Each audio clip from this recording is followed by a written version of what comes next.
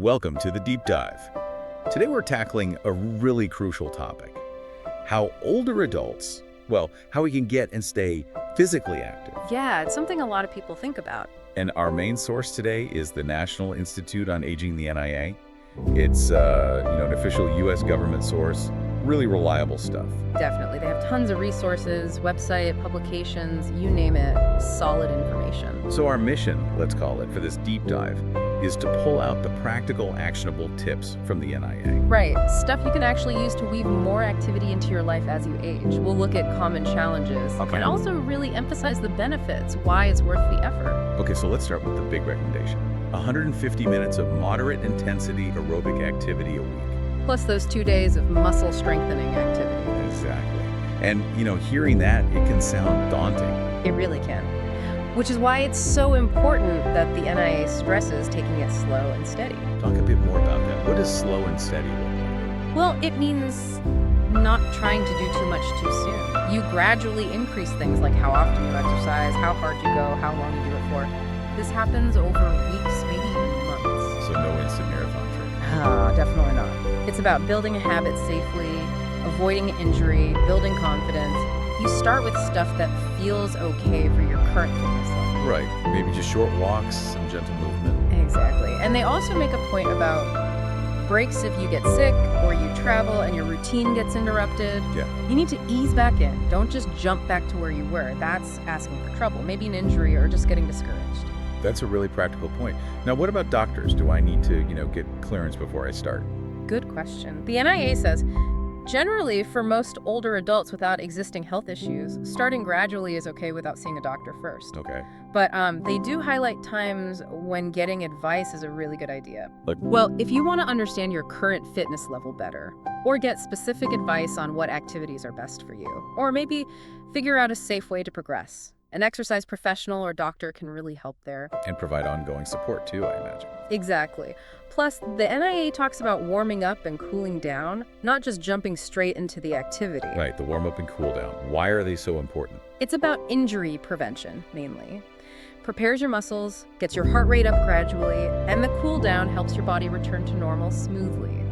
It can even reduce the risk of, more serious things like a heart attack or stroke associated with sudden exertion. Okay, that makes sense. What if someone already has a chronic condition, like arthritis or heart disease? That's a key point. The advice there is definitely talk to your doctor first. They can give you tailored guidance based on your specific health situation.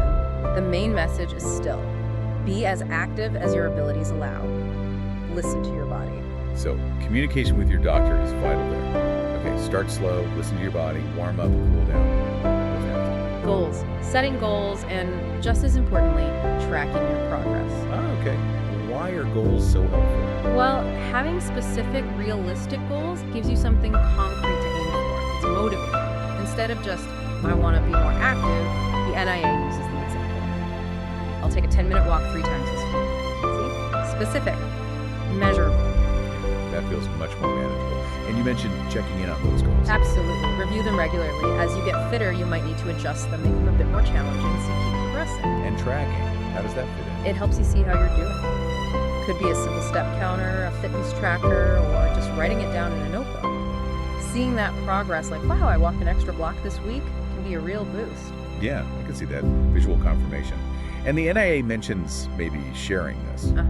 For some people, telling a friend or their doctor or maybe an exercise professional about their goals and progress adds a layer of accountability, keeps you honest. A bit of positive pressure. Sort of. And celebrating successes, that's crucial too. Acknowledge what you've achieved, no matter how small it feels. Every step counts. And wasn't there a tool they mentioned? Move Your Way. That's right. The activity planner from the Move Your Way campaign. It helps you set goals, pick activities, get tips. You can even print out your plan. Okay, useful resource. So we're starting slow, setting goals, tracking.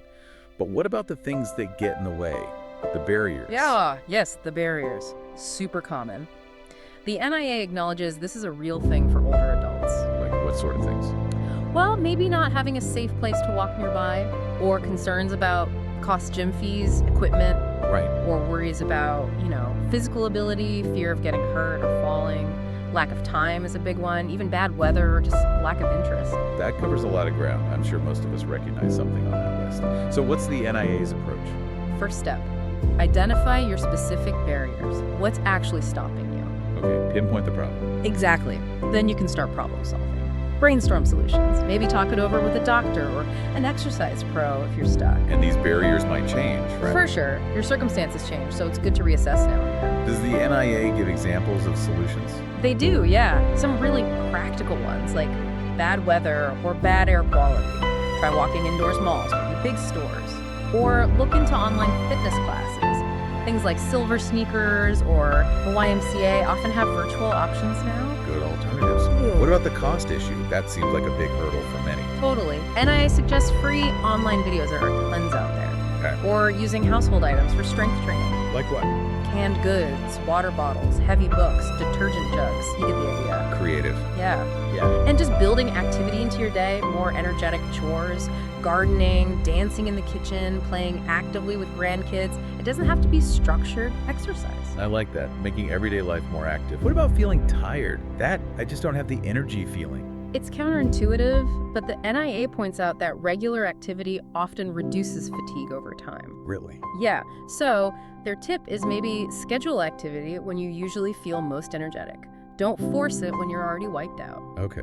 And if it's just lack of motivation, or not enjoying it, or feeling unsure? That's where maybe getting some guidance helps. A personal trainer, maybe even group sessions are cheaper, can show you proper form, find things you actually like, or finding an exercise buddy. That social support piece is huge.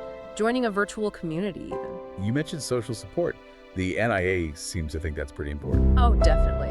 They really highlight group activities, exercise classes, walking groups, just having a workout buddy. It's more than just the exercise then. Absolutely. It's social engagement, friendship, emotional support. It makes it more fun, less of a chore. Makes sense. Having someone else expecting you or just chatting while you walk. Exactly. That encouragement from friends, family, it's a powerful motivator. It really contributes to sticking with it. Okay, so we've got start slow, set goals, tackle barriers, get social support. What else? Variety. The NIA strongly recommends mixing things up. Engage in different types of activities. Why is variety so important? Well, partly to keep it interesting, avoid boredom, but also it reduces the risk of overuse injuries because you're working different muscles. Ah, okay. So not just walking every single day. Right. Aim for that mix. Aerobic stuff, muscle strengthening, and importantly, balance activities each week. And again, it doesn't have to be formal exercise. Not at all. Integrate it. Chores, errands on foot, taking stairs, active hobbies. They give examples like pickleball, super popular now, yard work, swimming, dancing, even carrying your own groceries counts. Playing with grandkids actively. Lots of options, indoor and outdoor too, right? Yes. Having options for different weather helps you stay consistent. The key really is finding things you genuinely enjoy. That's the secret sauce to making it last. Okay, one last practical point thinking Yeah. for what you wear. Seems minor, but But it's not. Comfortable, safe shoes and clothes are essential. what makes for good shoes? Good fit, obviously. Support, cushioning, non-slip soles, really important for preventing falls. Enough room for your toes, proper heel and arch support, and replace them when they get worn out. Don't wait until they're falling apart. Good advice. And clothes. Basically, something that lets you move easily, doesn't restrict you. And look for moisture-wicking fabrics. I'm moisture wicking. They pull sweat away from your skin, keeping you drier and more comfortable. Cotton, on the other hand, just gets wet and stays wet, so look for those tech fabrics. Okay, this has been incredibly useful breaking down the NIA's advice. If listeners want to dig deeper, where should they go?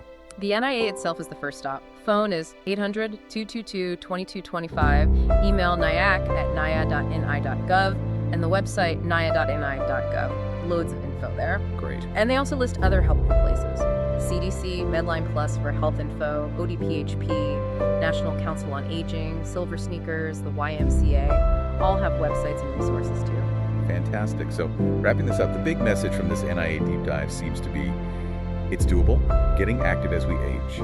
Totally. It's about gradual steps, realistic goals that work for you, figuring out your personal hurdles and how to jump them. Building that support network. Right, and finding ways to move that you actually like. It doesn't have to be a grind. When you put it all together, these consistent efforts, even small ones, they really add up. They absolutely do. Big impact on long-term health, independence, just overall quality of life. So here's something for you, our listener, to think about. What's one small thing one manageable step you can take today to be just a little more active. Yeah, maybe it's a quick 5-minute walk or looking up one of those online videos we mentioned. Or maybe texting a friend right now to suggest a walk later this week. Just one small action. Think about how that could start a positive ripple effect for your health down the road. Definitely check out the resources from the NIA and those other organizations too. Thanks so much for joining us for this deep dive.